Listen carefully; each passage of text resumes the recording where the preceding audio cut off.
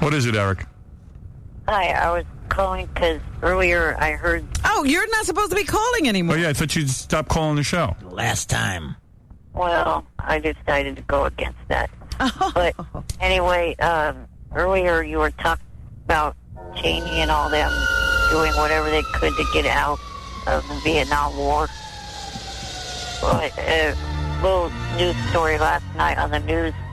A 12-year veteran of the military here in the Bay Area is suing Rumsfeld and the government for forcing him to stay in the military when he wants to get out.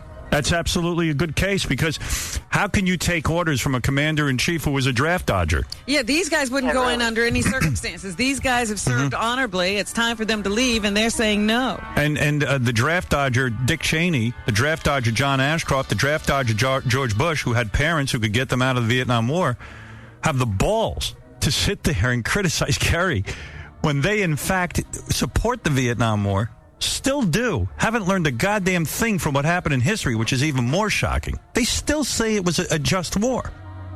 That shows you how insane they are. And on top of that, they didn't even serve.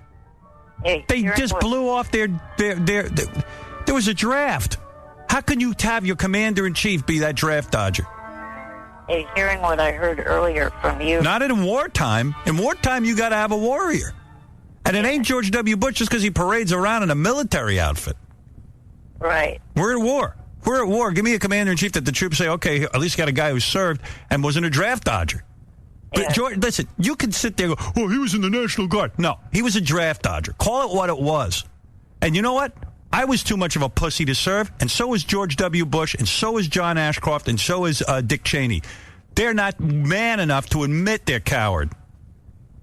Hearing what I heard Cowards. earlier. Cowards. And then they set up, they had the balls to set up their own guy, John McCain. Yeah, they have the nerve to attack people who actually did serve. When are we going to start standing up to this guy? When are we going to start saying this is a joke? The guy's going around like Saddam Hussein in a military outfit so he can pretend he's an aircraft pilot. You got to be kidding me with this guy. Plus, he didn't show up for a physical when it was time to renew his pilot's certification. He didn't show up for the physical. No, that's okay. Don't worry about it. He's George W. Bush. His dad will get him out of it. Don't worry about it. I mean, but I don't mind that the guy wants to debate issues. Right. They're setting this guy up, Kerry, to make it look like he's anti-American because he protested the Vietnam War. The guy served and got 3 Purple Hearts. Oh, he didn't deserve those Purple Hearts. One of the bullets only went in this far. Oh, sorry, GW. Let me put a bullet in your ass and see if you like it. You wouldn't. You're not man enough to go to Vietnam, even though you supported the war. The guy that's suing him is also a very decorated officer of the military. And please, John McCain was 5 years in a prisoner of war camp, locked in a box, and those guys somehow turned it around during the last primaries when McCain was trying to run, that he was anti-American and not pro-military. Collaborated with the enemy. Collaborated with the enemy, they accused him of. About a prisoner of war. And how McCain somehow now stumps for George W. Bush is beyond me. Yeah, a lot of people are questioning what could possibly be wrong with him. Seeing them do the same thing to another military man and still campaigning for them. Yeah, it's amazing to me. So McCain's a big phony baloney, too. Except I don't feel comfortable saying it because the guy served his country. But John Kerry got 3 Purple Hearts. I mean, stop the madness. Sorry, the bullet didn't go deep enough for you. For Dick Cheney, 7 deferments. Excuse me, 5. John Ashcroft, 7 deferments. How's a guy get out of Yale and get 7 deferments? How's these guys get to go to Yale? What important was he doing that he should have been deferred? How did all those chicken hawks get to go to Yale when everybody else had to go serve? Chicken hawks. You know what a chicken hawk is? It's a guy who's all pro-war, but when it comes time for him to serve, he's a big chicken. Nowhere to be found. Dick Cheney's a big chicken. A big-ass chicken hawk. And the guy who wrote that article was right. John Kerry's entire speech should be, even when he goes to debate Bush, just get up and go, November 16th, 1963, September 2nd, 1963.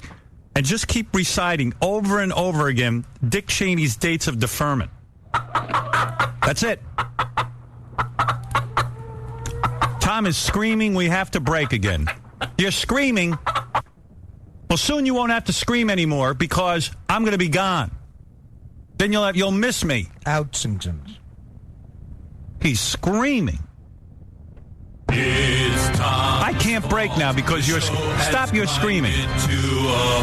Sooner you won't have to scream anymore. I wasn't really screaming, but Will knew that would get your attention. I don't want to be played with during my show. I Scream about your president's war record. I'm with you, man. Oh, all right, then I'll break. Okay. All right. You're voting for Kerry? Yes, I am. Be the first time in the 30 years or 40 years almost that I've been voting I think I've ever voted for a Democrat for president. I will then break. Thank you. You're very much, absolutely correct, sir.